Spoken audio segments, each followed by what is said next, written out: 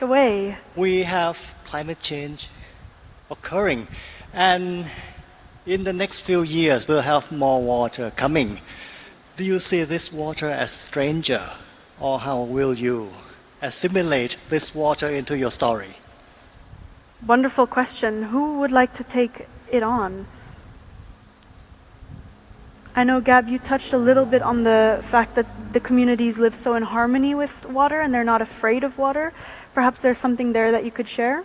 Yeah, I think that's what I was trying to echo a while ago, like how a lot of the cultural and climate solutions that we have are actually rooted and based on, indigenous and traditional knowledge and ecological wisdom from elders. So even with the Agusan Marsh, they have like canoes and barotos in their houses, in their floating houses. So even when it dries up or like when the water increases, they're always prepared for the floods. But there's also other challenges like super typhoons with strong winds, and it's more scary or more dangerous. But in terms of the relation with water, they're prepared, and it's something that we have to prepare in the cities. Something we have to prepare. Like our ancestral house actually in Manila was flooded a month ago, and this is something that I have to reckon with, the grief of like losing your ancestral home, the place where your aging parents are, and it's something that we have to prepare for the water world, and we can't deny that fact.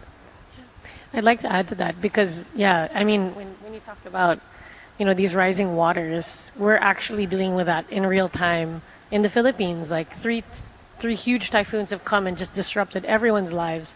And that's the important, yes, it's important to tell these stories, but it's very hard to tell a story when you're, fighting for your life and trying to keep your loved ones and, home safe. So I think that also kind of highlights the importance of connectedness, right? Like where the communities are supported, where they're given aid and relief where they need to, and we get more organized so that can happen quicker, so that these stories still get held on to and these communities can be alive to tell it for themselves.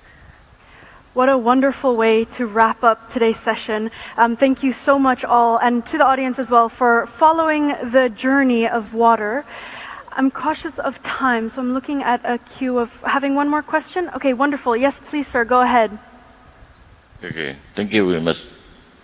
Me llamo Surasapopo, mi apodo es Arte. I have some idea, I'm a photographer, I'm a contributor, for instance, for Shutterstock, Adobe, Dreamtime, and the 5 leading world microstock company. It's my work. Last 2 years ago, I visited Switzerland. I take a lot of pictures of Interlaken. So, as far as I know, your topic and your work of your group is focusing on just like poverty eradication. It's just like a United Nations agenda that I used to learn or attend the seminar. I have some idea to throw to you that you choose focus on just like follow the water for push up tourism. Just like I spent 2 hours in Interlaken, from West Interlaken to Thun City, the Twin City in Switzerland.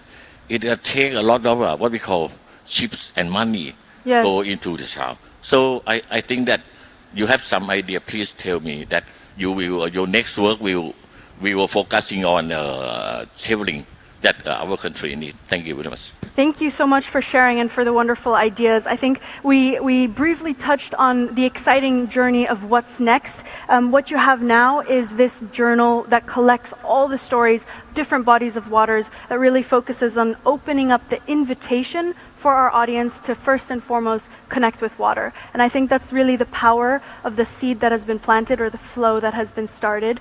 And I really want to be respectful of the time of all of our speakers, but of all of you, because the next session is also going to be incredible and another journey on its own. So please join me in giving a very big thank you to our speakers and National Geographic explorers.